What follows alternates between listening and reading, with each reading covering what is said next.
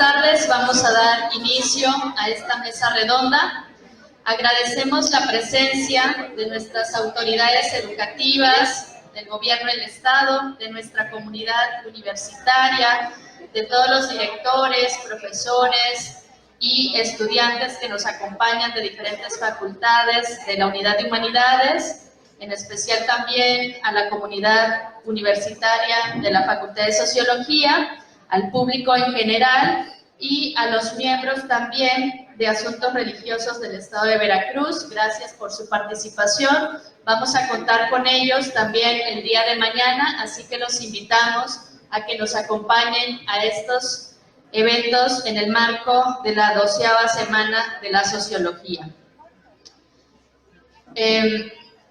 Agradecemos esta participación en esta mesa que lleva por título un interrogante que nos preocupa y también nos ocupa: ¿cómo se vive la violencia en Veracruz? Interrogante que se desprende de la actual crisis civilizatoria que experimentamos y que se manifiesta a través de conflictos políticos, económicos, sociales, culturales y ambientales. En fin, estamos en una sociedad de riesgo, como lo define Ulrich Beck, en donde la violencia no solo es un aspecto que ocupa un lugar en la agenda política, sino que también es un tema de opinión y preocupación pública, ya que sus expresiones han trastocado en la esfera local, en la esfera íntima, a través de actos delictivos, secuestros, extorsiones, trata, desapariciones forzadas, feminicidios, violencia de género, violencia hacia las mujeres, desplazamientos, entre otras manifestaciones, que hoy nos convocan por el aumento de cifras rojas y la incapacidad de nuestro gobierno para poner frente a esta situación, ya que su forma de intervenir pues sigue siendo tradicional, con un enfoque militar, coercitivo, punitivo. Y también nos interesa en esta mesa reflexionar en posibles alianzas interinstitucionales y con la colaboración de actores claves, entre ellas las iglesias, para pensar qué se puede hacer desde las diferentes trincheras y cómo recuperar el tejido social. Desde este marco les voy a presentar a nuestras ponentes que hoy nos acompañan y que agradecemos también la disposición por esta charla. Y bueno, les presento a la doctora Adriana Pozos Barcelata. Es doctora en Ciencias Políticas. Bienvenida, muchas gracias. Es doctora en Ciencias Políticas por la Universidad de Quebec en Montreal, cuyo tema de tesis fue el proceso de politización de la desaparición de personas en el país desde una perspectiva sociohistórica. Actualmente es jefa del Departamento de Análisis de Contexto de la Comisión Estatal de Búsqueda de Personas del Estado de Veracruz y fue miembro del equipo técnico de elaboración de la Declaración de Programa Emergente por crisis de violaciones graves de derechos humanos en materia de desaparición de personas en Veracruz. Muchas gracias. Les presento también a la doctora Natalia de Marinis. Es profesora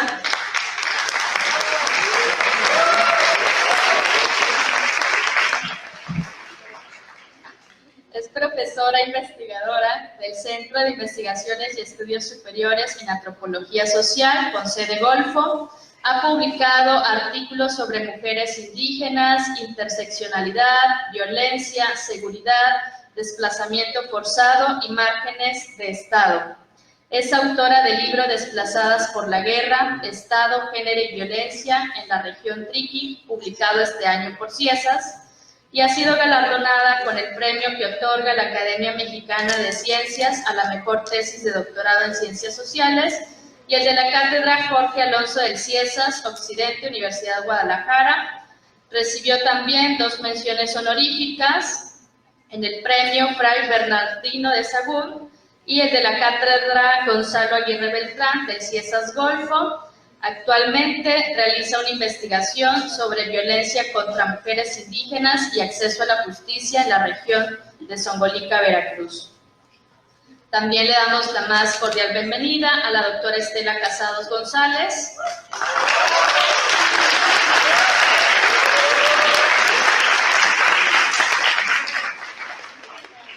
Coordinadora del Observatorio Universitario de Violencias contra las Mujeres, docente investigadora, adscrita a la Facultad de Antropología de la Universidad Veracruzana, donde coordina el proyecto Asesinatos de Mujeres y Niñas por Razón de Género, Feminicidios en la Entidad Veracruzana. Coordina la maestría en Estudios de Género en el Centro de Estudios de Género de la UB, y es miembro del Sistema Nacional de Investigadores, es integrante también de la Junta de Gobierno del Instituto Nacional de las Mujeres y del Consejo Consultivo de este instituto, integrante fundadora de Mujeres que Saben Latín, comunicación feminista con perspectiva de género. También presentamos a la doctora Mayabel Ranero Castro.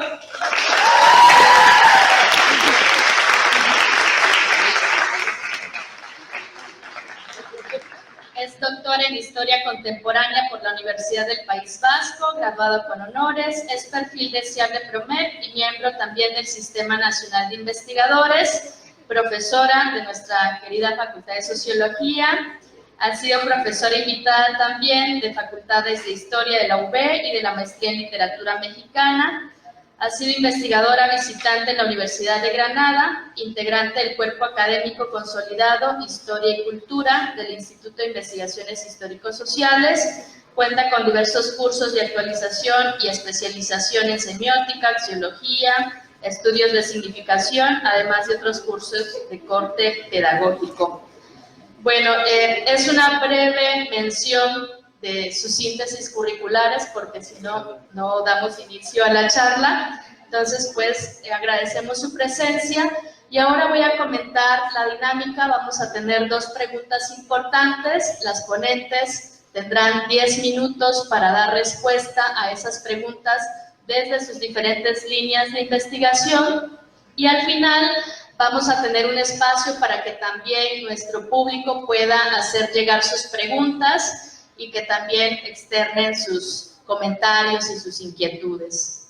Bien, en este marco, la primera pregunta tiene que ver con pensar en las características de riesgo, de inseguridad que determinan la condición actual de Veracruz, y en ese sentido la pregunta es: ¿cómo se vive la violencia en Veracruz?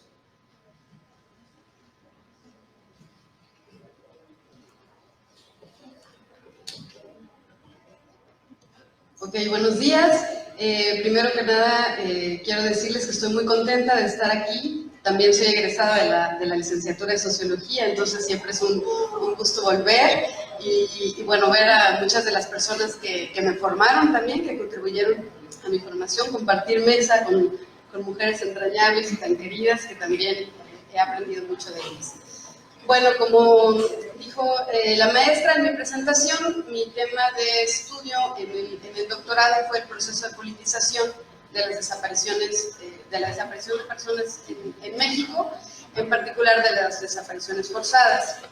En el marco de este foro me gustaría abordar cómo el pensamiento religioso, ante esta experiencia límite que representa la desaparición de un familiar, de un ser querido, puede ayudar a reorientar los horizontes de sentido y con esto, bueno, seguir adelante. Entonces voy a abordar estos 10 minutitos en 4 puntos, ¿no? Primero, hablar brevemente de qué es una desaparición de personas, la diferencia entre desaparición forzada y desaparición cometida por particulares. Después, los impactos psicosociales en los círculos cercanos de las personas, familiares de personas desaparecidas. El tercer punto, este pensamiento religioso, cómo influye en esta reorientación de horizontes de sentidos en muchas de las víctimas. Y un cuarto punto, desde una perspectiva más funcionalista o más pragmática, cómo las iglesias pueden ayudar con esta crisis, o cómo lo han hecho en el pasado, y que se puede reforzar estos vínculos en el futuro, pensándolo también desde la Comisión Estatal de Búsqueda. Bueno, entonces, en primer lugar, la diferencia entre la desaparición forzada y la desaparición cometida por particulares. Para que hablemos de desaparición forzada, tiene que haber sí o sí participación de agentes del Estado, ya sea de manera directa o por aquiescencia, es decir, por complicidad o por no ejercer una acción activa para localizar a la persona y estar en cierta complicidad con los grupos que se están llevando a estas personas. A esto le llamamos desaparición forzada.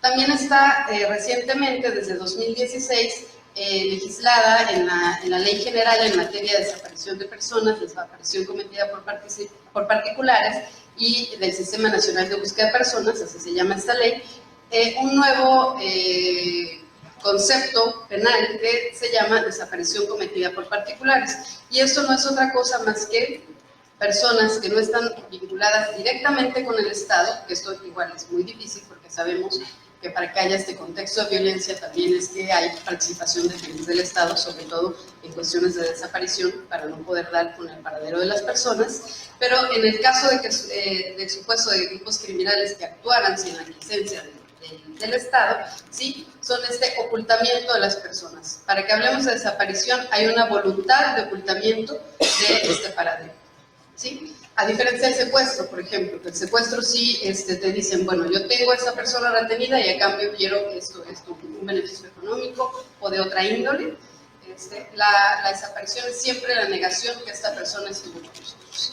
Bien, una vez entendido esto, la desaparición, a diferencia de otros crímenes, como es un asesinato, por ejemplo, trae impactos psicosociales en los círculos cercanos de esta persona que desapareció, por esta incertidumbre o zozobra de no saber qué pasó con la persona o qué puede estar pasando todavía, si puede estar siendo objeto de tortura, si puede estar siendo objeto de un encierro clandestino, etc. Hace unos momentos decía el profesor Saúl en la mañana, bueno, en esta concepción del pensamiento religioso, que hay una seguridad de la muerte. En el caso de una desaparición no hay nunca una seguridad de la muerte, siempre va a estar así hayan pasado 70 años, 40, 50, las desapariciones desde la Guerra Sucia del 64 al 82, nunca va a haber esta seguridad de cómo sobrevino la muerte y en qué condiciones, o si es que la persona todavía puede estar viva por ahí. Esta incertidumbre causa diferentes impactos. En religión, por ejemplo, se puede hablar de un limbo, ¿sí? La persona para sus familiares está en un limbo porque no se sabe dónde está. Desde la antropología, Víctor Turner hablaba de un estado liminal, ¿sí? Este estado donde no está y no está. Y desde la psicología, la doctora Pauline Boss se acerca a un concepto muy interesante que se llama pérdida ambigua. ¿Qué es esta pérdida ambigua? Pues es esta inseguridad. Pasa, por ejemplo, en situaciones de Alzheimer, que la persona, la presencia física está ahí, pero su esencia, su espíritu ya no está. Entonces esta persona está y no está. Es lo mismo en el caso de las desapariciones. La presencia de la persona está siempre ahí porque está todo el tiempo en la incertidumbre, en el pensamiento, pero su presencia física no está. Entonces a esto se le llama pérdida ambigua. Ante este trastocamiento de esta pérdida ambigua de los horizontes de sentido, Berger y Luckmann hablaban, por ejemplo, de los actos cotidianos que hacemos, ¿sí? Son sentidos parciales que le damos a para actuar tenemos que tener una acción, una idea, un algo, porque lo hacemos. Vamos a trabajar, bueno, porque eso nos va a dar una alimentación, porque eso nos va a hacer algo. Y estos sentidos parciales nos ayudan a ordenar nuestra vida cotidiana. El hecho religioso intenta ser un hecho que va más allá, un sentido totalizante que explica una cosmogonía, un algo que nos escapa, pero que creemos, un acto de fe que creemos que da orden y sentido a las cosas. Ante la desaparición de una persona, estos horizontes de sentido se pierden porque nadie nos prepara a no saber en qué concluye un ciclo de vida, ¿sí? O sea, normalmente es un nacimiento, crecimiento, etcétera, etcétera, y llegamos hasta la muerte. En el caso de la desaparición, este ciclo se ve interrumpido. Entonces, en los familiares siempre va a estar esta zozobra de qué está pasando y no entender de qué va. Pero también hay muchas implicaciones, además de estas cuestiones que tienen que ver con lo psíquico, también con lo material y lo cotidiano. La persona no está, pero sus deudas siguen aumentando. La persona no está, pero no hay quien sea el tutor de los hijos. la persona no está, pero no hay quien traiga este sustento cotidiano tampoco. Entonces, todo se queda como suspendido. Para esto, bueno, recientemente, gracias a la lucha de los mismos familiares de las personas desaparecidas, se han podido legislar y tratar de proteger estos derechos. En abril, recientemente, se legisló sobre la Declaración Especial de Ausencia. ¿Qué quiere decir esto? Que cuando una persona está desaparecida y no tiene esta certidumbre jurídica de que no está muerto, pero tampoco está presente y no está vivo, entonces se habla de una declaración especial de ausencia. ¿Qué quiere decir esto? Que sus derechos no quedan suspendidos, los derechos de los familiares tampoco, es decir, si hay una deuda, bueno, se puede ver con el Infonavit la reorganización, si hay el acceso, por ejemplo, a un seguro de vida o a un seguro médico, etcétera, que sus familiares puedan tener acceso, y si acaso la persona regresa, deja de estar desaparecida, bueno, no importa, los bienes regresan al estado ex ante, es decir, al estado antes de que desapareciera. Esto es una certidumbre jurídica para las familias. Pero además de eso también está la soledad, el aislamiento social al que los familiares de personas desaparecidas se enfrentan. ¿Por qué? Porque y esto es una constante, porque igual los círculos que estaban ahí tienen miedo de que les pueda suceder lo mismo. Si se lo llevaron a él, ¿por qué me garantiza que no me van a llevar a mí? O a las personas que convivían en su cotidiano. Además de afectaciones familiares también en las relaciones, si fue tu culpa, si no fue tu culpa, por qué sucedió, no lo cuidaste, no la cuidaste, no debió pasar, seguramente estaba implicado en cuestiones ilegales, entonces por algo le pasó, entonces no te acerques porque te puedes ver implicado. Todo esto lleva a un aislamiento social, donde el pensamiento religioso, y aquí entro a mi tercera parte, que ya me quedan muy pocos minutos para no avanzar, para no abusar, un minuto en realidad, donde este pensamiento religioso va a ayudar a darle nuevamente un sentido a lo que está pasando. Es decir, hay un ente superior que entiende lo que está pasando que yo no entiendo. Hay un plan divino por el cual yo no encuentro a mi familiar. Hay un plan que va a ordenar y que a lo mejor si me pongo en oración voy a lograr que esta persona pueda regresar. Para muchos de los familiares eso requiere, que ha habido un reacercamiento a lo religioso para poder entender esto. Y como no quiero pasar, voy a pasar rapidísimo porque no quiero pasar por alto esta última función, que es más pragmática y funcionalista de la Iglesia. Desde que se presentan las primeras organizaciones de familiares para encontrar a las personas desaparecidas, ¿sí? Voy a mencionar ahorita, por ejemplo, en Guerrero, cuando desaparecen los estudiantes de Ayotzinapa, que llegan los campesinos de la Unión de la UPOEC a buscarlos, ¿sí? A destapar las cosas ya de una manera más... de una manera más organizada, ¿sí? Al principio esos campesinos estaban en la plaza pública de Iguala y desde ahí llamaban a los familiares a que se acercaran para que pudieran tener una lista de las personas a las que estaban buscando o de organizarse de mejor manera. Sin embargo, en la plaza pública la gente tenía evidentemente miedo y no querían acercarse.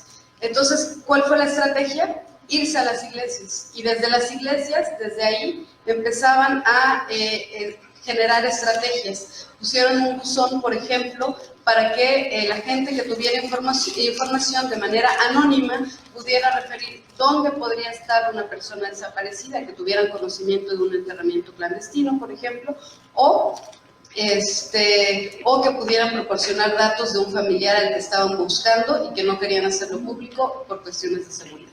En ese sentido, las iglesias, para responder a la pregunta de cómo se vive la violencia en Veracruz, bueno, además de estas implicaciones que ya se viven de manera personal, las iglesias también pueden apoyar de una manera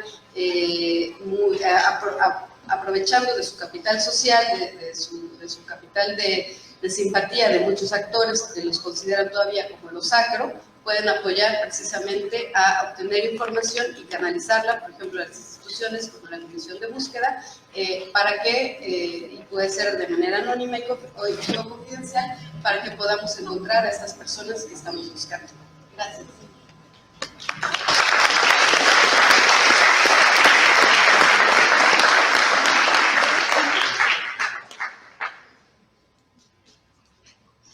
Bueno, a todas y todos. Yo quiero agradecer mucho la invitación que me hicieron a compartir algunas reflexiones sobre este tema y también el miedo, porque como es un foro sobre religión y violencia, yo creo que ambas nos llenan de retos, ¿no? Y por alguna razón en el programa aparece algo que me llamó la atención hoy en la mañana cuando lo vi, que es que voy a hablar de la incidencia de la luz del mundo en regiones indígenas o en Zongolica, no recuerdo.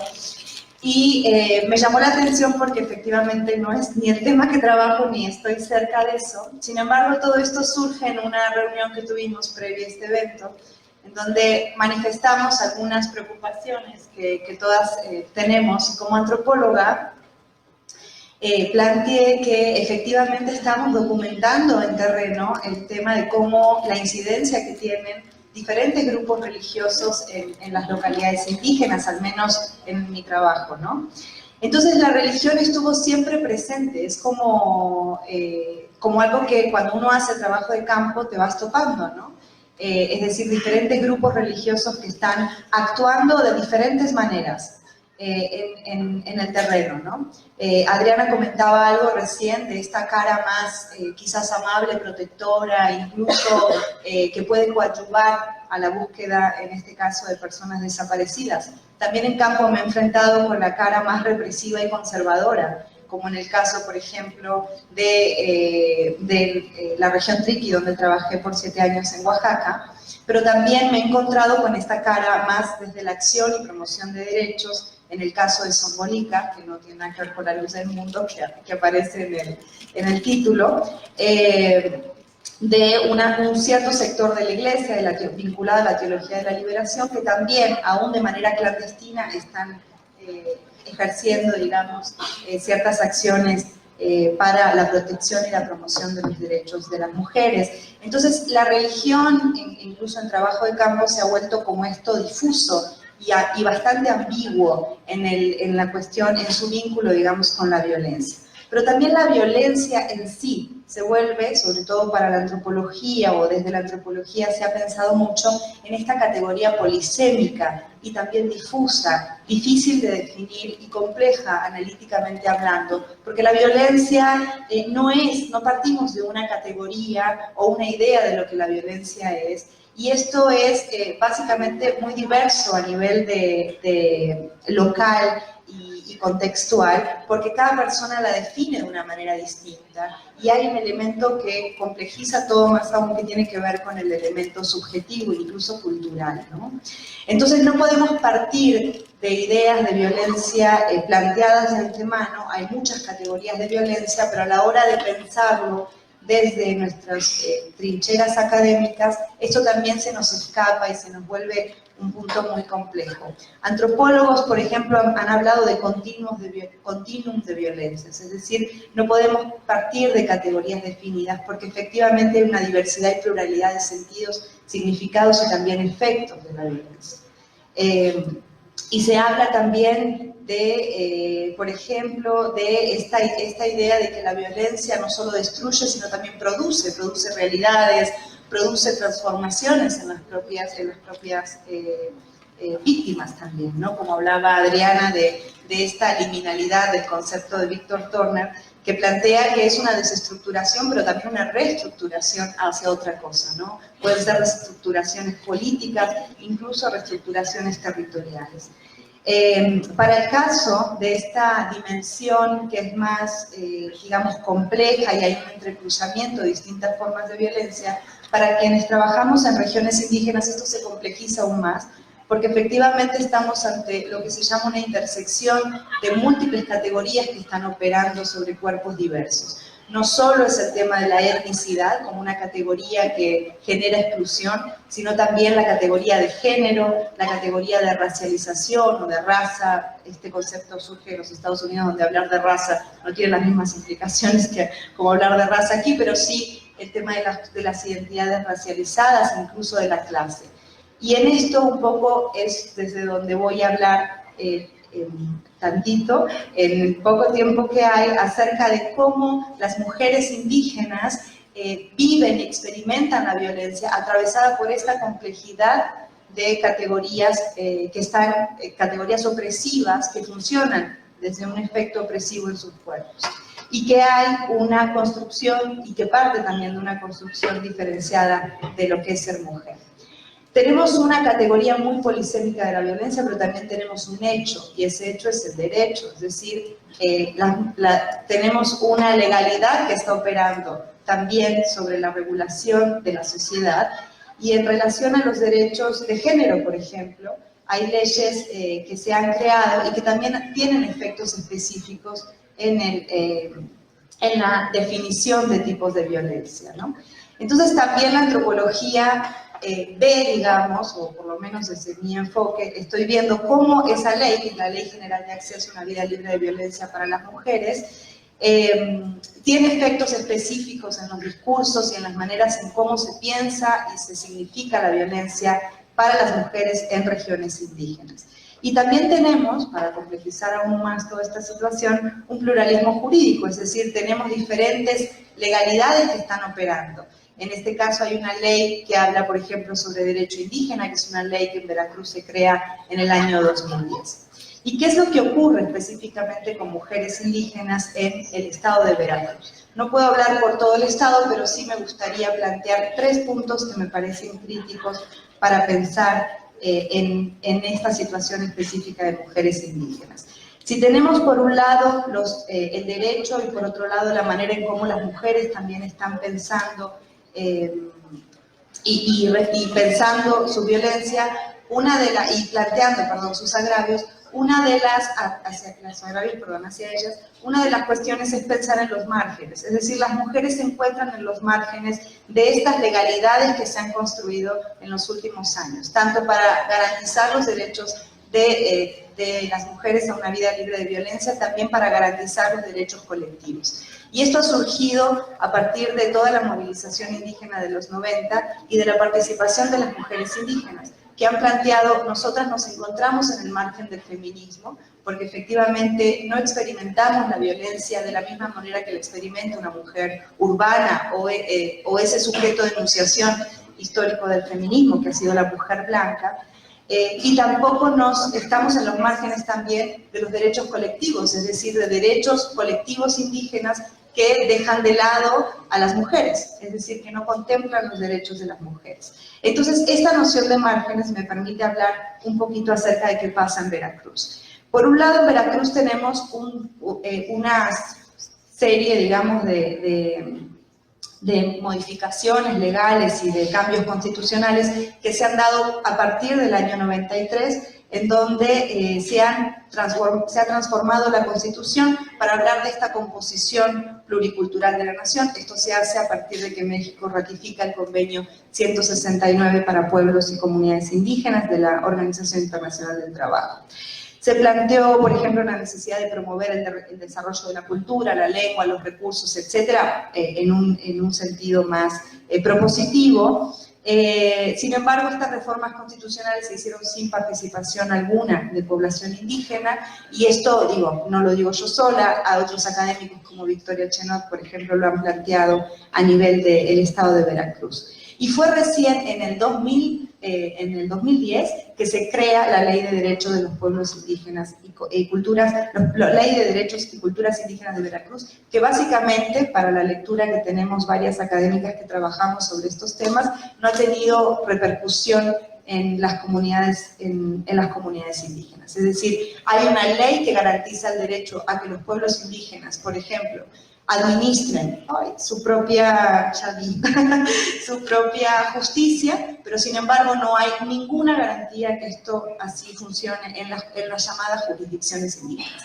Entonces acá tenemos una ley que básicamente no ha tenido efecto alguno en las regiones indígenas, más allá de lo que han propuesto algunas organizaciones y los propios colectivos indígenas. Y por otro lado tenemos sí un efecto mucho más fuerte en relación al reconocimiento de derechos de género, pero también con muchísimas dificultades. Y ahora les voy a plantear un poquito estas dificultades que están teniendo las mujeres indígenas. Bueno, a ver cómo le hago en 2 minutos, bueno. Deje algo. ¿Qué es lo que tenemos en relación a la Ley General de Acceso de las Mujeres a una Vida Libre de Violencia? Que tipifica las violencias, pero no contempla otras que las mujeres indígenas están, digamos, viviendo en el ámbito de sus propias comunidades. Por ejemplo, una de las violencias que viven mujeres indígenas es la violencia cuando no les dejan participar políticamente en las comunidades. Entonces hay una violencia política que esta ley no está contemplando. Es decir, que dentro de las acciones que se crean para la ley, se han dejado de lado realidades específicas que viven mujeres indígenas en sus territorios. Y otra de las cuestiones, entonces lo que estaba planteando un poco era acerca de esta marginalidad que viven las mujeres en relación a los derechos, tanto a los derechos de género como a los derechos colectivos. Y por otro lado tenemos lagunas y vacíos de documentación. O sea, tenemos diferentes encuestas que se aplican a nivel nacional que básicamente no contemplan ni regiones ni la realidad específica de mujeres indígenas. Se hizo una sola encuesta que integró a Zongolica como una de las regiones con más violencia hacia mujeres en el país, junto con los Altos de Chiapas, que fue la encuesta de salud y derecho de las mujeres indígenas, la ENSADEMI, que fue publicada recién en 2008. Y sin embargo, estos estudios han tenido la dificultad de que han sido documentados desde una perspectiva occidentalista muy apegada a la tipificación de las leyes de la propia ley, que no contempla ni las realidades ni la forma de expresión que las mujeres tienen de la violencia. En esta encuesta, lo que sí nos revela esta encuesta, por ejemplo, es que hay un miedo muy fuerte a la denuncia por parte de mujeres indígenas y un racismo que viven, y una vergüenza y humillación que viven permanentemente en los espacios de justicia. Es decir, que tampoco tenemos un registro fidedigno acerca de cómo las mujeres denuncian la violencia, porque las mujeres no van a la fiscalía. Las mujeres lo denuncian en el ámbito de sus comunidades y muchas veces no tienen respuesta. Pero ese es el primer ámbito en donde las mujeres lo denuncian porque es en su propia lengua, porque es en el espacio de sus propias autoridades, ¿no? Entonces, lo que tenemos, y ya creo que no me queda ni un minuto, ya le estoy robando a la próxima, pero lo que tenemos entonces es que tenemos un subregistro de la violencia contra mujeres indígenas, tenemos muchos diagnósticos y muchas prácticas que se han, y acciones que se han creado, de las que me gustaría hablar en la próxima ronda, pero tenemos una marginalidad que enfrentan las mujeres en este hecho, que es el derecho, que son las leyes, que tipifican y que generan, o por lo menos plantean acciones posibles para erradicar la violencia, bueno, si eso fuera posible, pero para prevenir y erradicar y sancionar la violencia en regiones indígenas. Entonces, bueno, eso es un poco lo que quería plantear. Gracias. Ahora le damos la palabra a la doctora Estela Casados y por último a la doctora Mayabel. Bueno, pues también agradezco la oportunidad que colegas estudiantes de la Facultad de Sociología me brindaron junto con las compañeras para poder estar esta tarde con ustedes y retomando la diversidad temática con la que han abordado la pregunta que se nos planteó, a mí me gustaría comentar un par de cosas que poco se hablan cuando se habla de violencias contra las mujeres. Y aprovechando la temática de este foro, me gustaría retomar, ¿no? Dicho esto, previo, me gustaría también aclarar dos puntos, ¿no? Creo que en este contexto de violencia exacerbada que hay debido pues a diferentes situaciones que tienen que ver con el crimen organizado, que tienen que ver con la impunidad, con que no hay debido proceso, etcétera, el papel de las instituciones religiosas y de en sí el papel de la religión es muy importante, como ya se ha dicho. Es aquel confort que aparece digamos que en un espacio cerrado, sin luz, sin ninguna opción más que la del consuelo, ¿no? entre otras situaciones. Y creo que es muy interesante no perderlo de vista. Otra cuestión previo a lo que me quiero enfocar en los minutos que me quedan es el de tener esta mirada desde las ciencias sociales cuando abordamos el tema religión. Es muy complejo el abordaje del tema religión porque me he topado, por utilizar una expresión, con la situación en que el abordaje desde las ciencias sociales hacia lo religioso se quiere hacer desde el principio místico que implica la religión. Es decir, se quiere hacer ciencias sociales desde el principio religioso. No sé si me explique. Ese es un elemento en el que hay que estar muy vigilantes cuando abordamos desde nuestras disciplinas de las ciencias sociales la temática, porque si no nos entrampa en la elaboración de un argumento que choca, porque se quiere elaborar con un principio que alude a la ciencia desde una perspectiva que apela a la fe, y la fe es incuestionable, la fe es eso, es el consuelo, es lo que está, ¿no?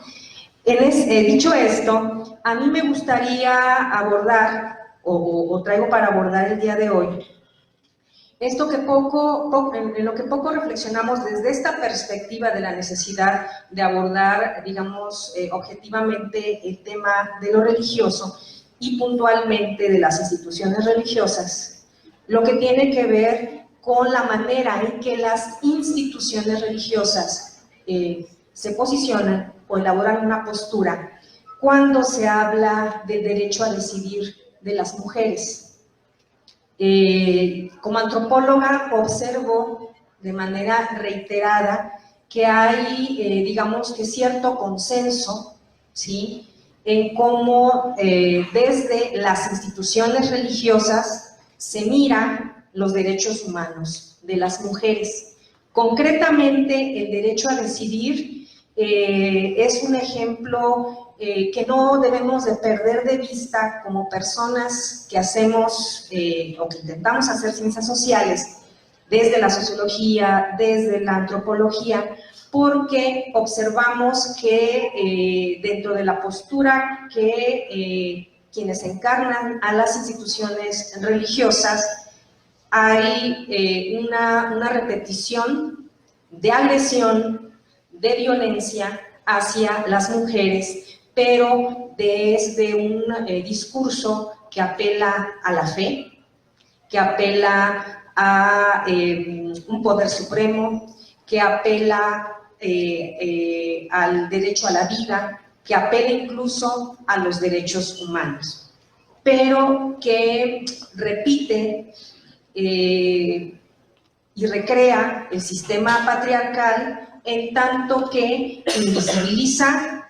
a la mujer que es sujeto de derechos, que estigmatiza a la mujer que es sujeto de derechos, es decir, la estigmatiza en el sentido de que en tanto que la invisibiliza, visibiliza aquello que está en un proceso biológico de elaboración, pero se olvida del ente que está presente con un trayecto de vida en un proceso determinado, ¿no? Y la estigmatiza en la medida en que la culpabiliza, es decir, hay un proceso que apunta a un embarazo y no importa bajo qué situación se dio ese evento biológico concreto. El asunto es que sea cual sea la decisión o la directriz que tome la ciudadana en cuestión, ella siempre tendrá la culpa.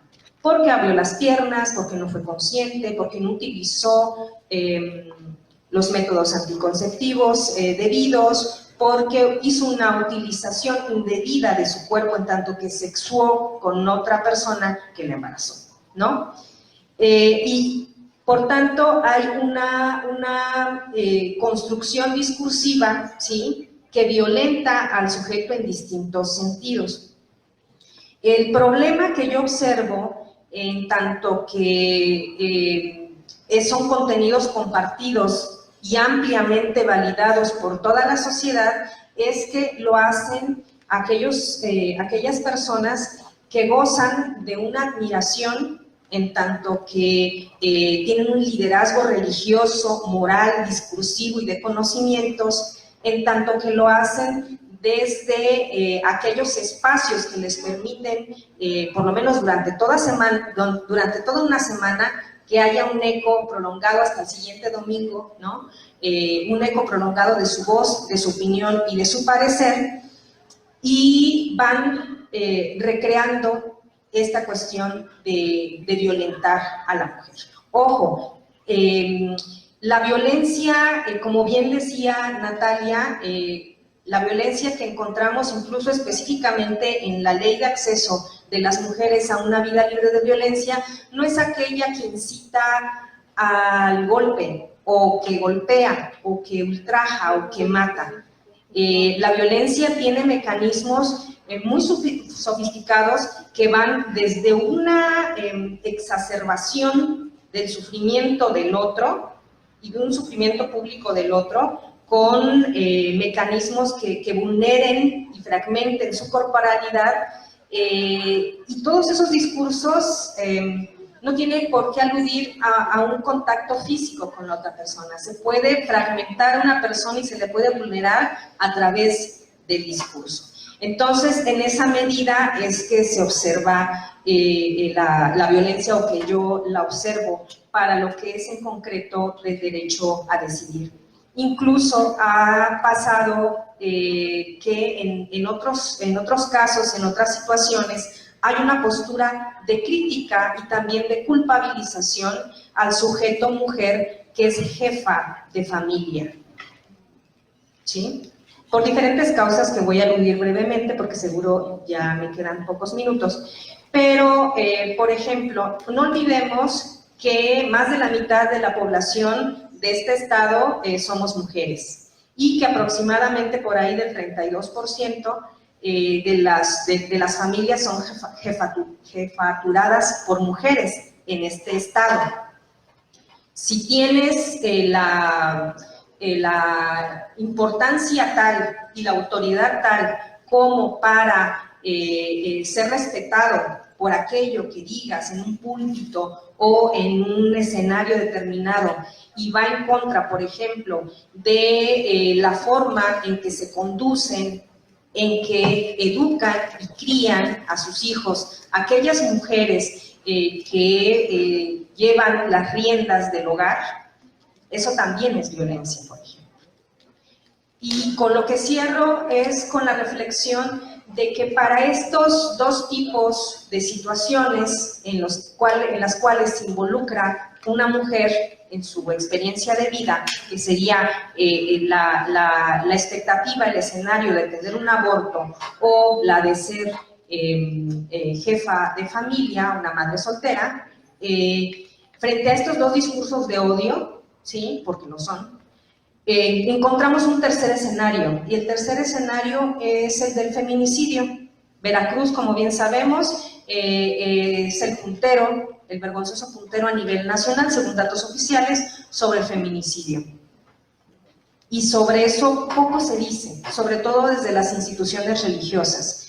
Si bien es cierto que llevan un apostolado, muchos de ellas, que tienen que ver con la protección de su feligresía, con la protección de la población, y que muchas de ellas son acciones efectivas y silentes, lo cierto es que lo que pervive es que pareciera que no hubiera un posicionamiento en torno a que las instancias correspondientes hicieran su trabajo para frenar el feminicidio. Ahora que tan coyunturalmente todo el mundo habla de feminicidio, creo que sería importante que las instituciones religiosas lo hicieran. Y son elementos nada más que yo pongo en su consideración para que desde las ciencias sociales lo observemos con esta postura, desde esta perspectiva que hablaba en un inicio.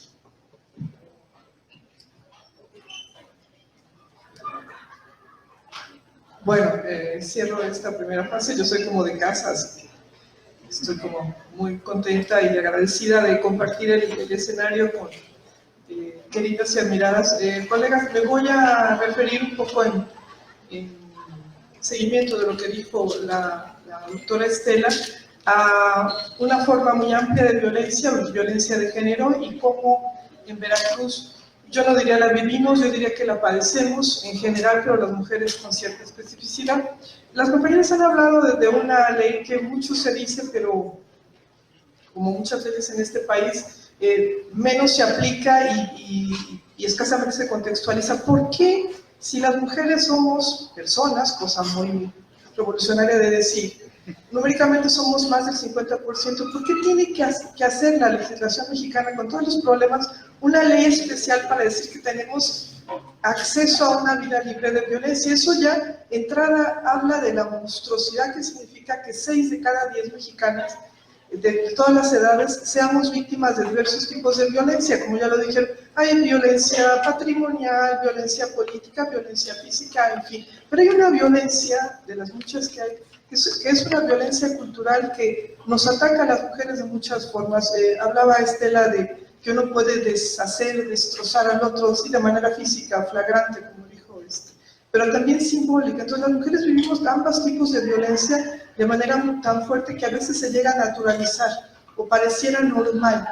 Por ejemplo, tratando de educar en general, dice, si usted es hombre, ¿se ha imaginado qué significa tener que escoger su vestuario? No lo vayan a pensar casquivano, no lo vayan a pensar indecente, no lo vayan a pensar que está tratando de cortejar, en fin. Pero bueno, quiero hablar de algunas violencias que desgraciadamente tienen como caracteres iguales y diferentes e iguales. Por ejemplo, en Veracruz, ¿quiénes somos las víctimas? Lo digo en general. Las víctimas en este triste estado que, como dice Estela, tiene la mayor cantidad de feminicidios, que es una aberración, pero también, por ejemplo, en los desaparecidos, quienes denuncian la desaparición y llevan a cabo la dolorosísima e increíble empresa de buscar este familiar que no está, pero está, que no está muerto, etcétera, son las madres de los desaparecidos, son quienes comandan los colectivos. Nos recuerda la desgraciada también experiencia del Cono Sur, ¿no?, donde las madres de la Plaza de Mayo le han dado una lección de moral a la humanidad. Pero también las mujeres son madres en ese sentido, pero por otro lado, fíjense qué contradicción, se nos impide a las mexicanas ejercer el libre derecho a decidir soberanamente sobre nuestro cuerpo, si queremos o no queremos ser madres. Ya no digamos por el ejercicio de la sexualidad, incluso cuando somos víctimas de violación, aunque legalmente está establecido que por violación se tendría que proceder, y hay una norma incluso al respecto a la interrupción legal del embarazo. Hace muy poco tiempo, 2 semanas, estábamos escuchando aquí admirados a las compañeras, a Marta Lamas y al resto de compañeras, festejando que la legislación en Oaxaca aprobaron la legalidad de esta opción. Entonces, fíjense, por un lado, no se le garantiza la vida a los vivos, perdón, no se nos garantiza el derecho a las mujeres a decidir sobre nuestro propio cuerpo, incluso siendo víctimas de una violación tan grave. Hay que decir que, bueno, el número de violación en México es abrumante. Por ejemplo, el segmento de las mujeres migrantes que transitan por Veracruz, el 80% es violada. O sea, imagínense una mujer centroamericana que va a hacer el tránsito por nuestro país y que sabe que en ese tránsito hay 80% de probabilidad que va a ser violada y toma anticoncepción previa. Eso es una aberración, es una cosa que tenemos que decir. Y es tremendo. Hay otras víctimas, por ejemplo, toda la prostitución, la violencia, la trata, todas esas violencias tienen cara de mujer en la flagrancia, pero también hay violencias que están en la latencia, por decirlo así. Toda la hipersexualidad, por un lado, la devalorización de esto que hablaba Estela, la jefatura femenina, yo creo que es más del 40%, Estela, pero bueno, que se burla, hay un demérito de ridicularización, ¿no? Las madres luchonas, y bueno, que no hubo un esperma luchón que generó la madre luchona, es decir, salvo esa cosa es decir, a una persona la generan 2 y siempre se victimiza o se cae la culpa, la responsabilidad, etcétera, sobre el cuerpo gestante de una mujer y no sobre el varón que la fecundó, esta cosa biológica, ¿no? Entonces, en estos asuntos, las mujeres hemos hecho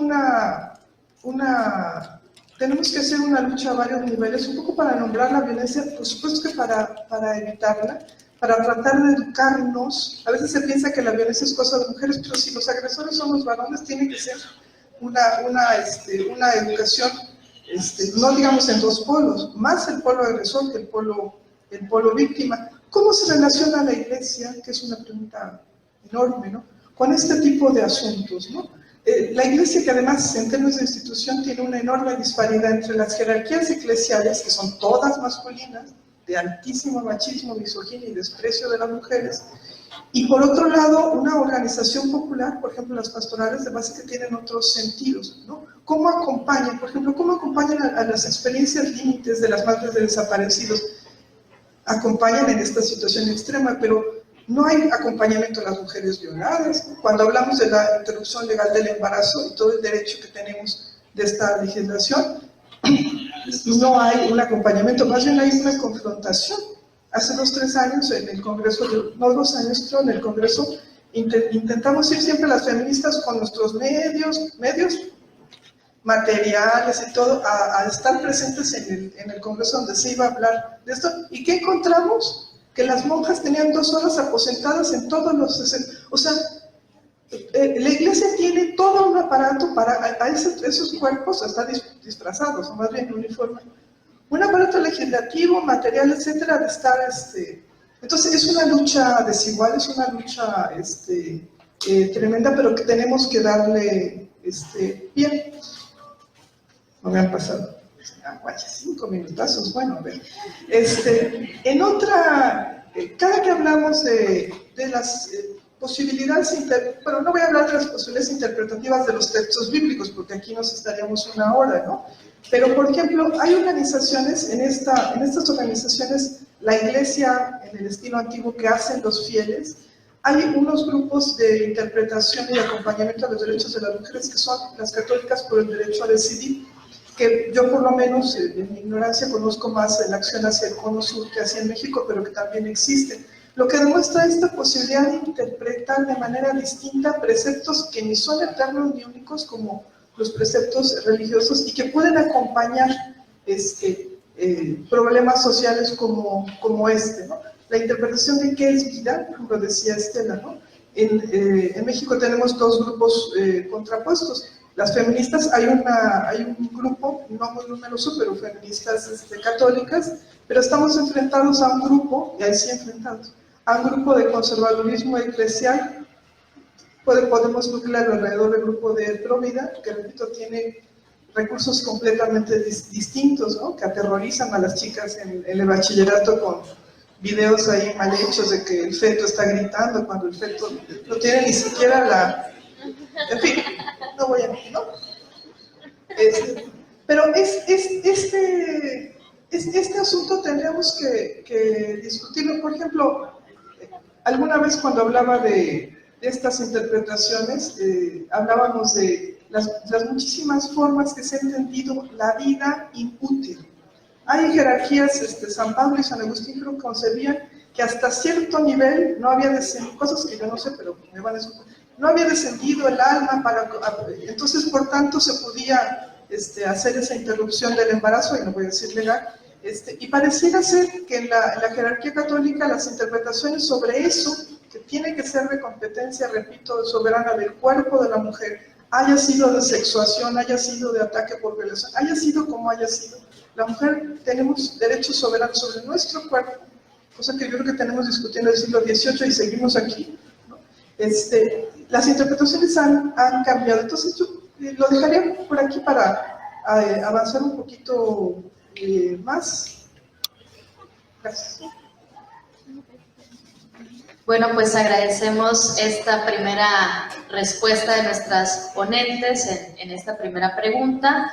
Y para no extenderme también en el uso de la palabra, quisiera solamente rescatar pues esta complejidad de contextos que nos presentan, estos contextos de violencias, múltiples formas de violencias, y también desde el papel de las instituciones y sus múltiples manifestaciones, pues produce, como ya lo comentaron las ponentes, realidades minadas, reestructuración también de elementos políticos, del territorio, del tejido social, impactos también psicológicos, como ya lo mencionaron, y bueno, que también acá la religión produce una visión desde un plan de vida ante situaciones, por ejemplo, de desapariciones forzadas.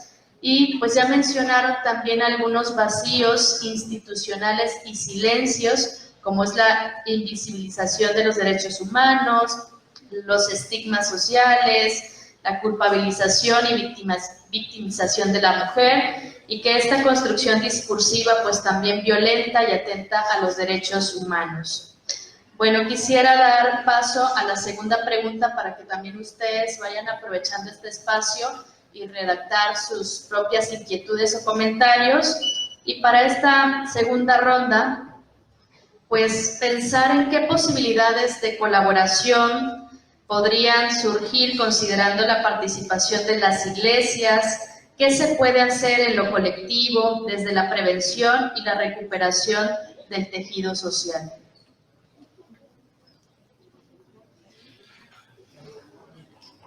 Bueno, para retomar con lo que concluí hace un momento, yo creo que las iglesias pueden ayudar muchísimo a reconstruir este tejido social en torno a las personas desaparecidas.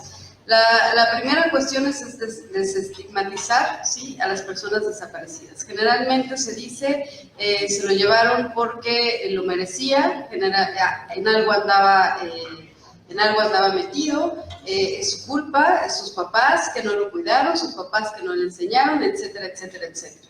Aquí las iglesias, desde sus homilías o actos religiosos o demás, tienen un papel discursivo muy importante para cambiar la percepción en la ciudadanía de lo que representa ser víctima de desaparición y desaparición forzada, ¿sí? O sea, si ya las personas están en un proceso bastante complejo y difícil, que además sean objeto del señalamiento social, pues es algo que viene a aumentar las condiciones difíciles en las que ya se encuentran. En ese sentido, desde las iglesias, pues se puede precisamente abonar a este discurso, a cambiar este marco discursivo.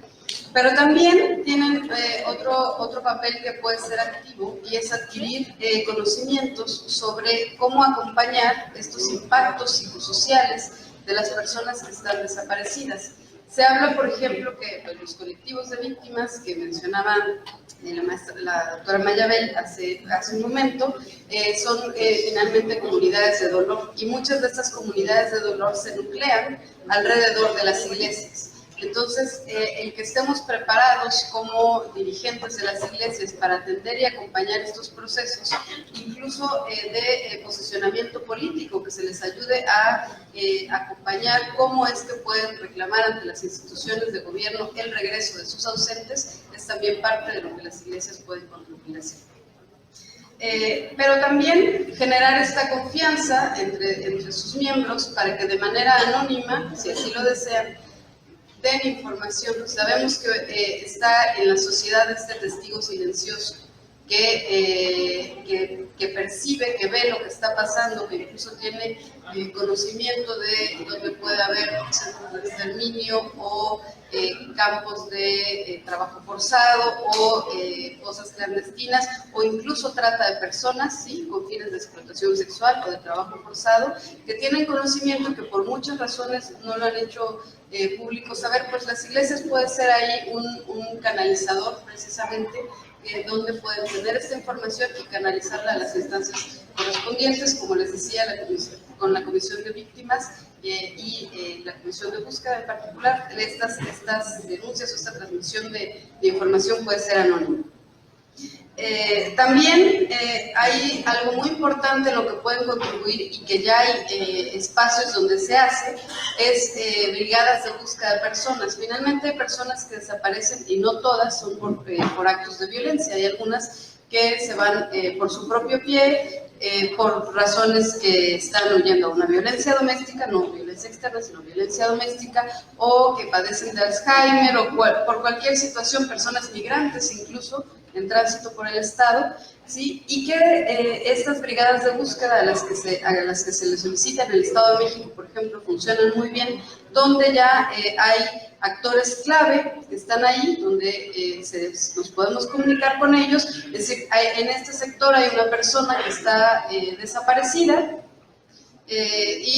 Con estas características, por favor, distribuyan la información por si alguien la ve y demás, bueno, puedan referirnos a esta información, o incluso si fue llevada de manera violenta, que puedan referir, igual de manera anónima puede ser, pero inmediata, las primeras horas son fundamentales, fue con estas características en estos espacios. Si algo caracteriza la desaparición de personas es la falta de información, el no dar siempre presente, y el tener un poco más de información pues nos va a ayudar a poder llegar de manera más concreta. Aprovecho el espacio para hacer el comercial. En la comisión de búsqueda requerimos personas para servicio social. Si algunos estudiantes quieren hacer también investigaciones que tengan que ver con el tema, pues pueden acercarse con nosotros y con mucho gusto podemos colaborar de esta manera. Hasta aquí me concluiría. A ver si completo lo que venía planteando, que en 10 minutos está un poco difícil.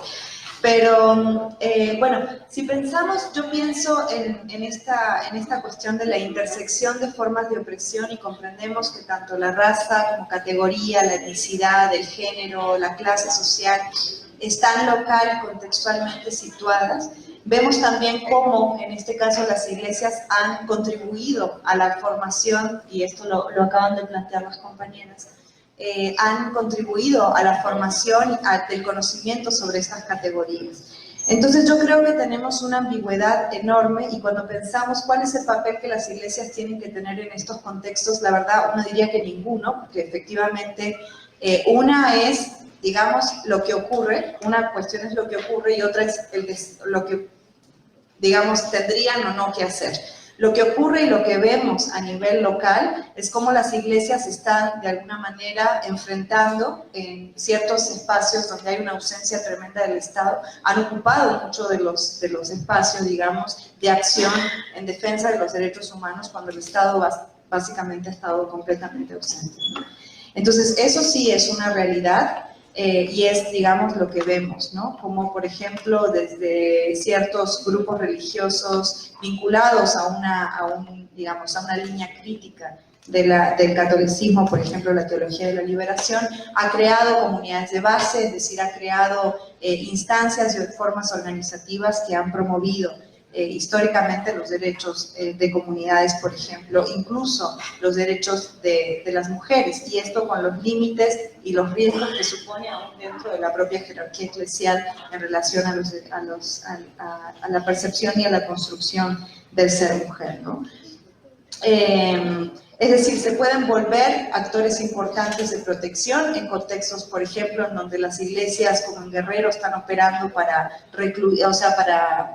proteger a personas desplazadas de comunidades, y esto sí es una realidad, pero no creo que, digamos, tengan que ser actores que cumplan funciones como lo planteaba el conferencista hoy, y creo que hay un riesgo enorme en eso, ¿no?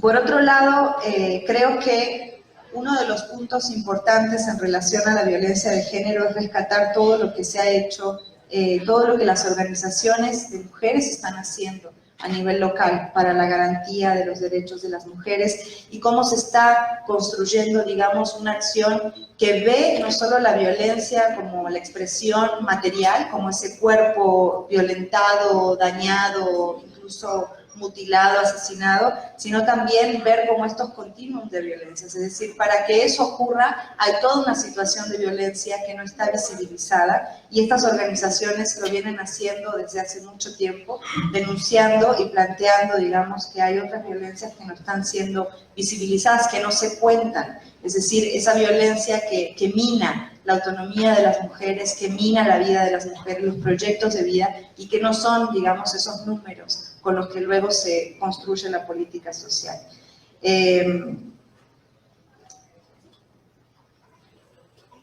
Y creo que ahí hay muy buenas prácticas en regiones indígenas que tienen que ser rescatadas. Es decir, más que creer que esto tiene que ser, digamos, una dirección desde un cierto espacio del Estado, creo que hay que rescatar desde lo local cómo se está, digamos, cuáles son esas buenas prácticas. En relación, por ejemplo, a las mujeres indígenas, cómo construyen una idea de justicia que es mucho más amplia que la idea de justicia que tenemos nosotros en relación a esa justicia punitiva, esa justicia de las fiscalías, es también ver, por ejemplo, cómo la restauración de sus cuerpos, cómo la sanación, cómo la recuperación es también una forma de reparación de esa violencia y es también una forma de justicia.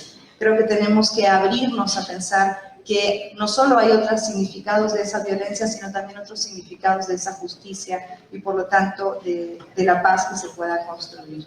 Y bueno, yo creo que ahí lo dejo, no sé si tenía más tiempo, pero lo voy a dejar.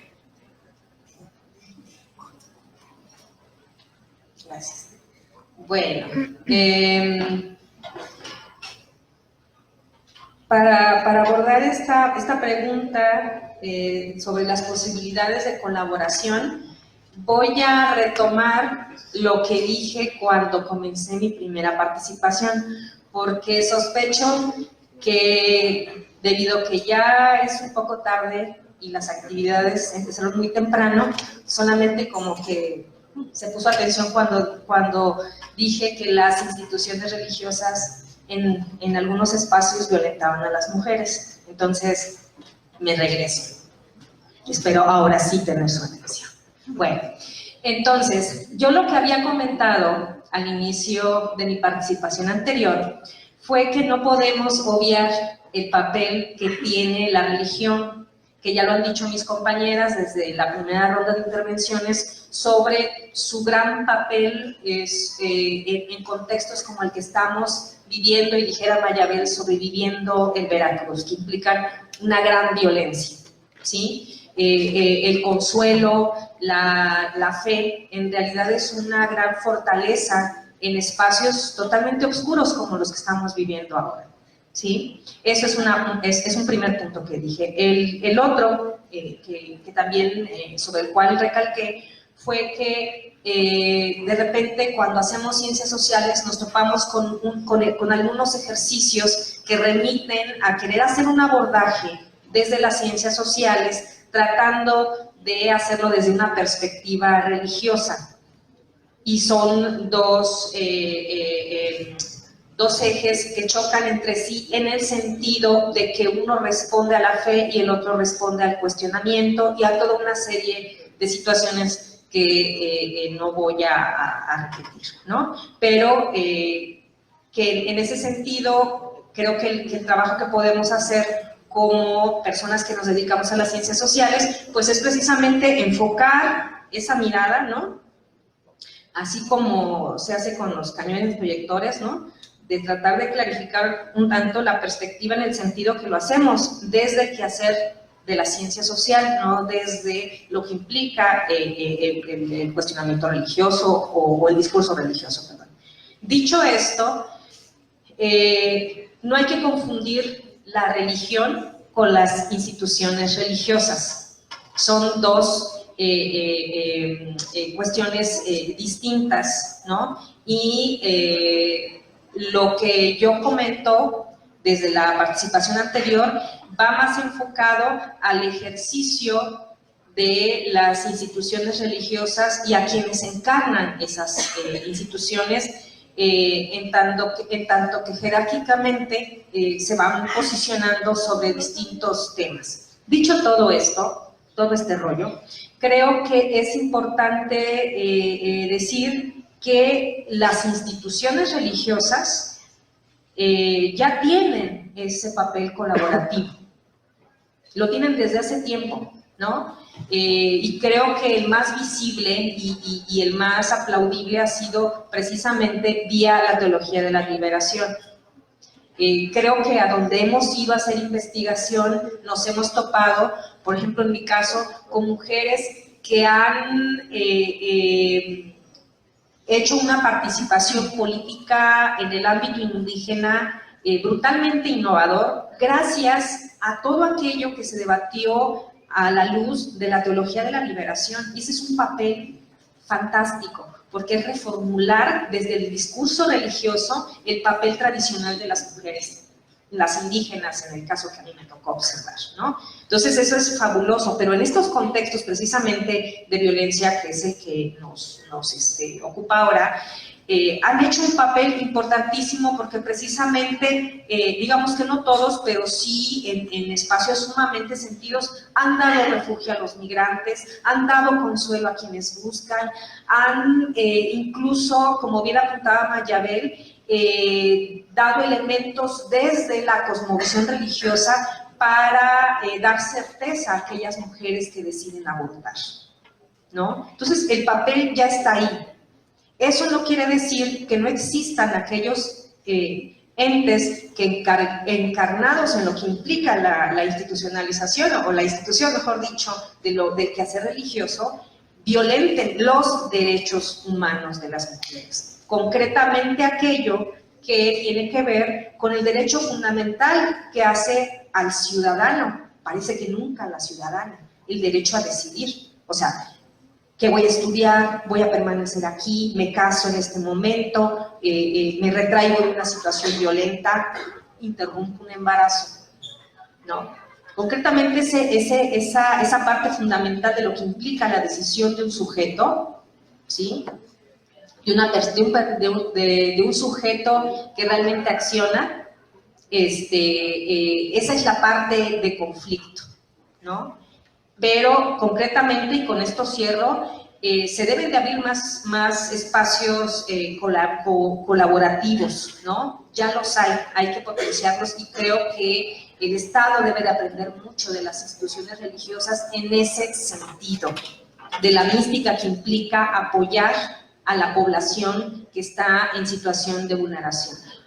Lo que sí debe de desapartar totalmente, como lo marca el principio laico que debería de tener el Estado porque no lo tiene, ¿sí? Es el de no juzgar desde principios e ideologías religiosas el derecho a decidir de la ciudadanía. Bueno, yo quisiera abundar el aspecto de la comunalidad, es decir, la iglesia en sentido antiguo es no solo el edificio, que también es importante, porque luego no tenemos ni siquiera un lugar físico donde guarecernos, guarecerlos. Pero la comunalidad, en un medio donde parte de la violencia es la atomización de cada uno de las individuas y los individuos, el hecho de sentirse parte de un colectivo ya es importante, y eso es algo que las iglesias prohíjan desde hace mucho tiempo. Entonces, yo creo que que como dice Estela, ya hay elementos, a lo mejor hay que potenciarlos.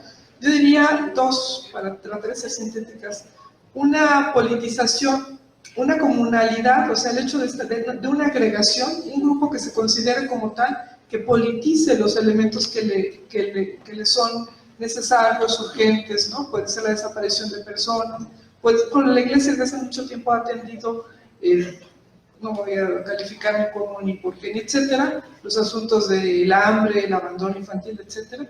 Pero qué tal que se cambian los intereses políticos, ¿no?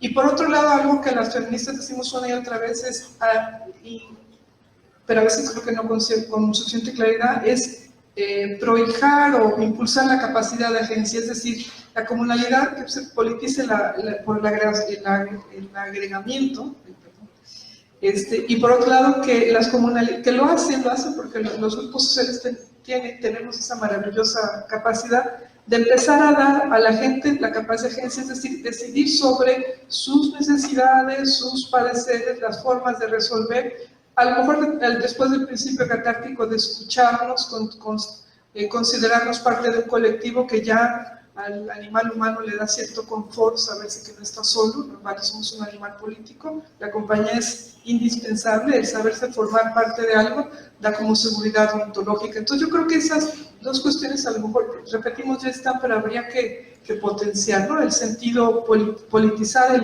el agrupamiento y dar a cada grupo sus capacidades de decisión, de autogestión, etcétera, de que cada grupo las decida como las quiera orientar. Bueno, muchas gracias. Voy a dar lectura también ya a las preguntas que hicieron los asistentes para no repetir también cuáles son las posibilidades de la participación de la Iglesia, porque me parece que ya lo han mencionado de manera profunda, pero a través de estas preguntas pues podemos también reflexionar un poco más. Y bueno, esta pregunta va dirigida para la doctora Adriana. Los asistentes preguntan, ¿qué impacto psicosocial tiene la hipersexualización de la mujer?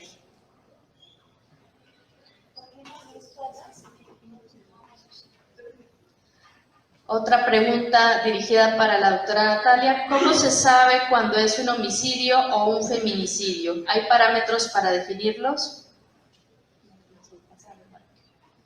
¿Qué propuestas concretas tiene la academia en cuanto a la violencia? ¿Se puede prevenir la violencia? ¿La religión violenta a las mujeres? ¿Las consuela o les pide resignación? Conocer el papel de las minorías religiosas en el contexto de violencia en Veracruz, ¿están teniendo un impacto en la reconstrucción del tejido social?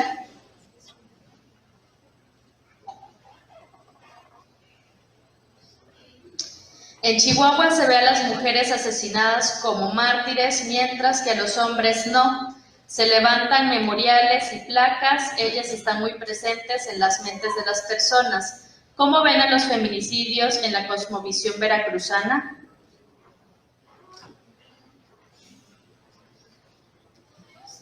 ¿Cuáles son los mecanismos de la Iglesia y el Estado que utilizan para ocultar la verdad? Y la última, ¿cambiar la forma de vestir de la mujer podría ser una manera de protección a la violencia? ¿Cambiar la forma de vestir de la mujer podría ser una manera de protección a la violencia?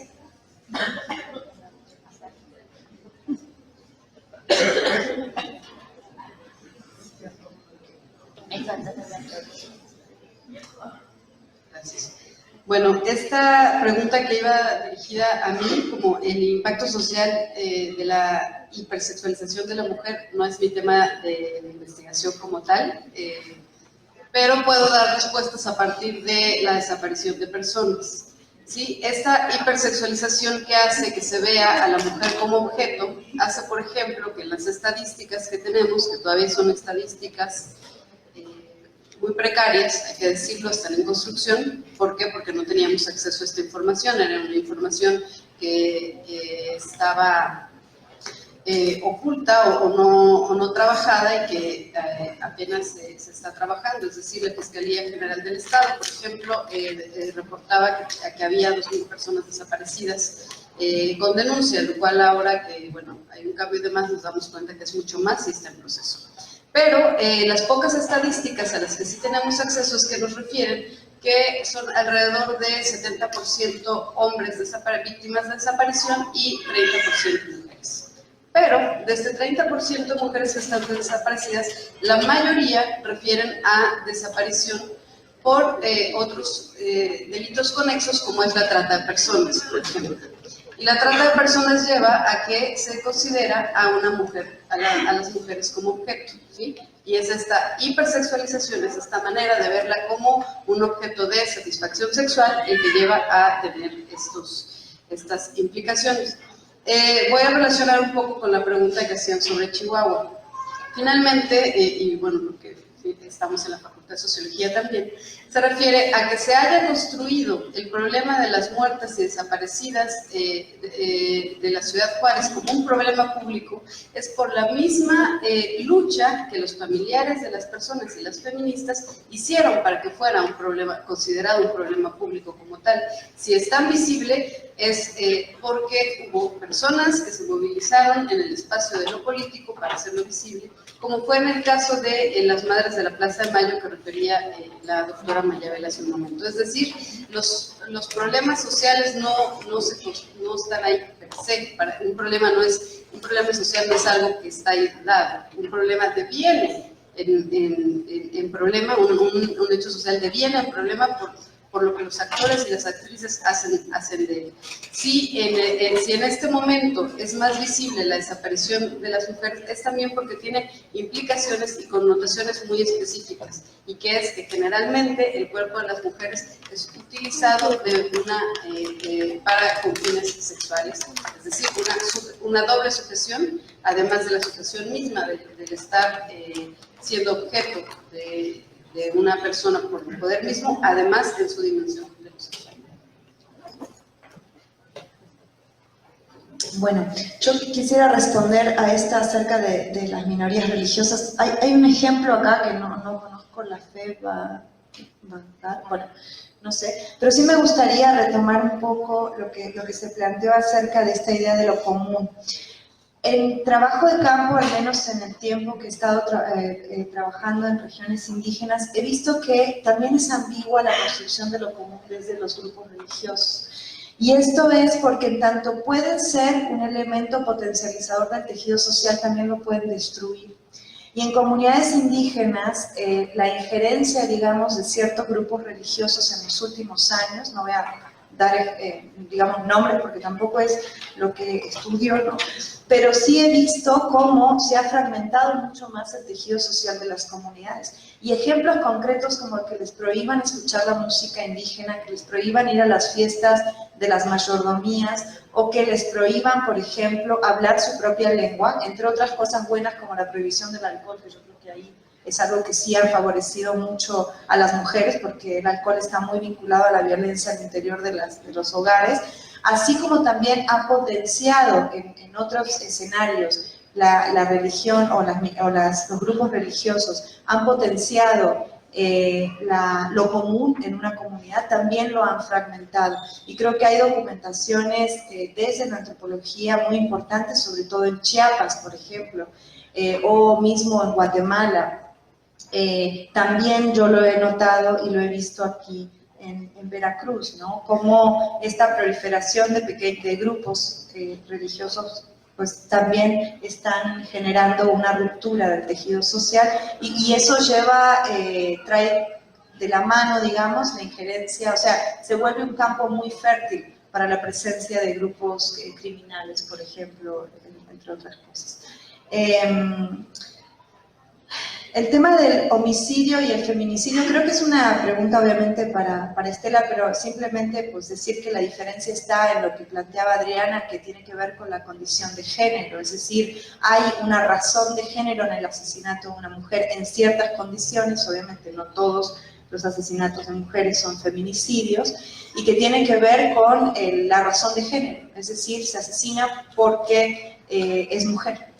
Entonces, eso tiene indicaciones, la ley así lo plantea y los diferentes códigos penales en todos los estados así lo plantean. Cuando aparecen ciertos elementos que indican que fue asesinada por razones de género, como por ejemplo la violación sexual, la mutilación, el hecho de que exista una relación afectiva entre el asesino y la víctima, ¿no? Entonces creo que el punto que instalan las mujeres en Chihuahua, las mujeres de Juárez, acerca de que los asesinatos contra las mujeres tenían una razón de género fue a raíz de toda una lucha que llevaron a cabo familiares y mujeres en Ciudad Juárez, de que se estaban matando a mujeres por ser mujeres. Y que esa cuestión, esa razón de género en el asesinato de ser mujer, claro, de un orden patriarcal, era algo que sobre lo cual el Estado tenía que legislar y se tenía que castigar con digamos, con una penalidad distinta por tratarse de pues un acto, pues un asesinato por misoginia, ¿no? Por odio contra el cuerpo de la mujer. Pero bueno, lo dejo ahí, Estela.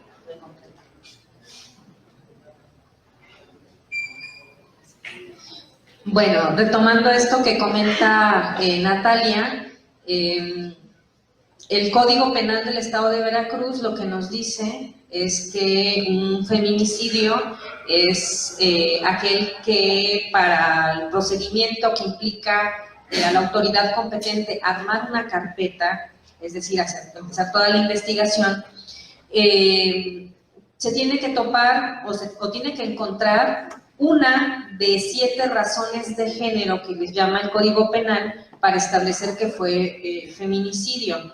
Y obviamente toda la averiguación que desencadena, porque hay unos protocolos muy específicos que la autoridad competente debería de cumplir para poder acreditar que sí fue feminicidio. Pero de entrada son estas 7 razones de género que se engloban en esto que ya ha comentado Natalia, de asesinar a una mujer por el hecho de serlo, ¿no?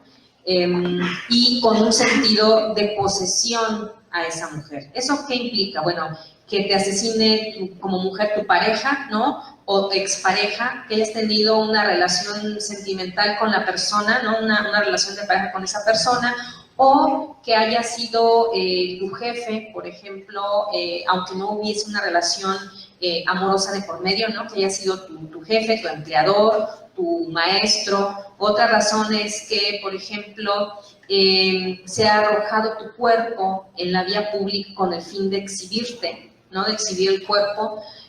Otra más es que haya habido mutilaciones o daño infligido al cuerpo antes o después del evento violento, es decir, del feminicidio, que se le haya privado de la libertad y se haya comunicado a la mujer en cuestión antes, obviamente, de haberla asesinado, entre otros más, que son horribles mencionar. Pero sí hay una serie de elementos. Si, por ejemplo, un hombre en estado de ebriedad conduce un vehículo y mata a una mujer que va en la vía pública, pues ese no es un feminicidio, ¿no? Es un homicidio. Entonces, esa es principalmente la diferenciación. Aquí hay algunas preguntas, hay una que está dirigida a mí y dice: ¿cambiar la forma de vestir de la mujer podría ser una manera de protección a la violencia? No, es una manera de vulnerar sus derechos.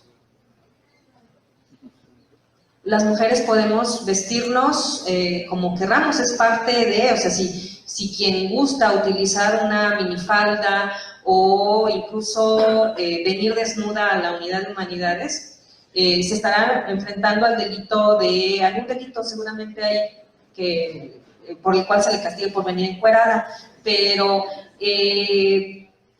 las mujeres que usan burka, ¿sí? Este velo que les cubre totalmente el cuerpo, pues también sufren agresión sexual. Entonces, ¿de qué estamos hablando? De una permisividad social, ¿sí? E incluso un ánimo de nuestra sociedad por vulnerar los cuerpos de las mujeres, o de que efectivamente nuestra manera de vestir no es la adecuada. Yo creo que estamos hablando más de lo primero. Me ha tocado ver aquí mismo en Jalapa a compañeras que van, yo no le veo la sexualización por ningún lado, pero van con cuellos de tortuga y faldas largas, ¿no? Y se les molesta, se les inhibe en su espacio vital en la vía pública. Entonces, realmente en absoluto tiene que ver con que culturalmente se ve que los varones tienen, digamos, esa concesión social, ¿no? Escuchaba yo a un colega decir que ahora ya no van a poder mirar a las mujeres, ¿no? Porque nada más las miran y ya es mirada lasciva. No. La naturalización de esas formas de violencia es lo que está mal. Creo que el hecho de echarle siempre la culpa a aquel otro sujeto y no reflexionar en las prácticas propias, pues es algo muy, muy cómodo, ¿no? Bueno, me encuentro con esta otra que dice: la religión violenta a las mujeres. En mi segunda intervención comenté que yo estaba hablando de las instituciones religiosas y de quien encarnan en muchas ocasiones, no en todos los casos, pero en muchísimas de ellas, quienes encarnan los liderazgos dentro de las instituciones religiosas. Dicho sea de paso, creo que hay que darnos un paseo por los Salmos o por cualquier libro que integra la Biblia o cualquier otro tipo de libro de esta envergadura, de esta importancia, y encontraremos que, bueno, hay discurso violento contra las mujeres, contra la población de la diversidad sexual, entre otros, ¿no? Entonces, en lo particular, en mi intervención, yo no dije que la religión violenta contra las mujeres, dije que las instituciones religiosas sí. Y bueno, Mayeli. Bueno, algunas preguntas vamos a poderlas abordar, otras no, vamos a intentarlo. Por ejemplo, aquí hay una: ¿qué propuestas concretas tiene la academia en cuanto a violencia, se puede prevenir la violencia.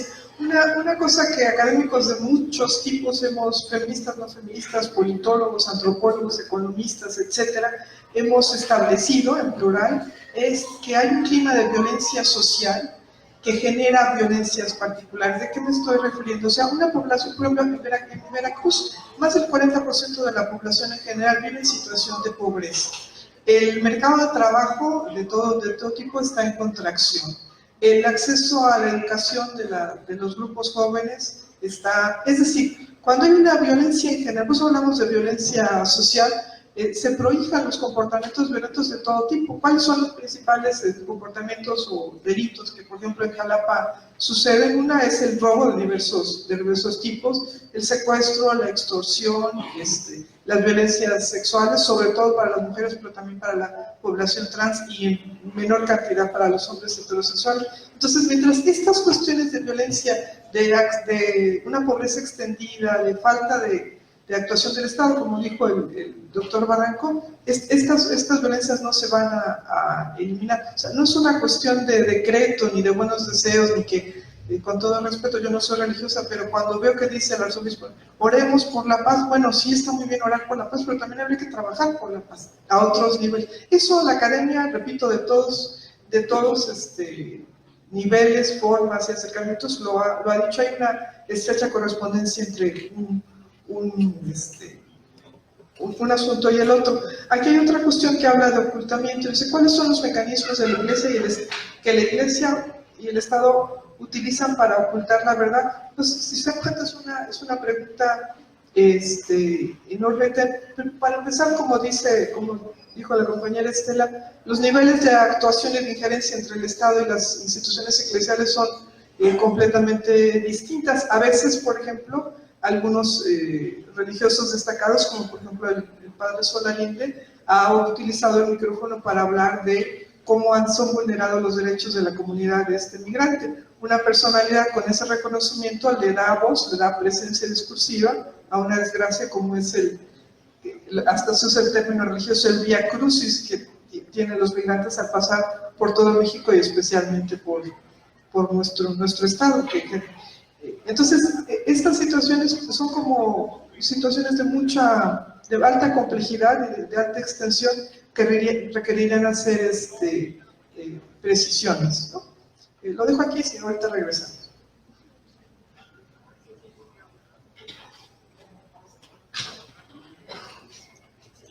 Sí, la respondo también porque va dirigida a mí también.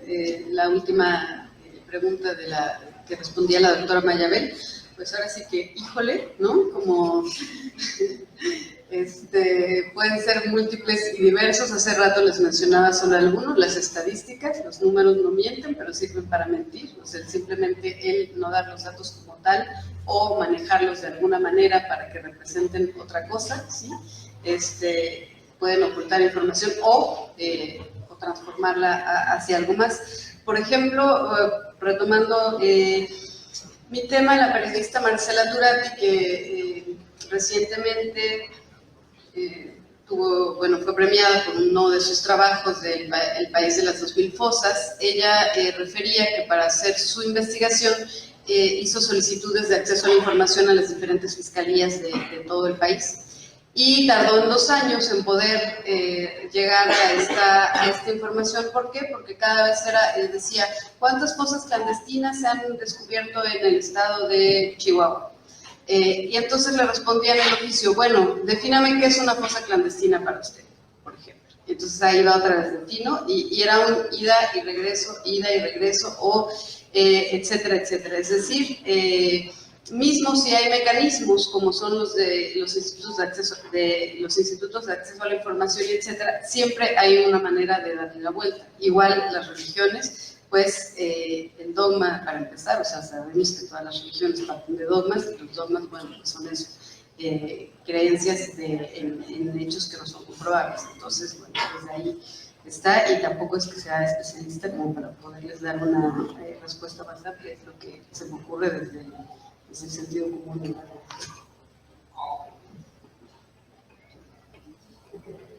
Bueno, pues agradecemos mucho su tiempo. Agradecemos también a las ponentes por haber contestado preguntas tan importantes en 10 minutos sobre cómo se vive o cómo se padece la violencia en nuestro contexto veracruzano y también pues cuáles son algunas posibilidades de colaboración considerando la participación de las iglesias.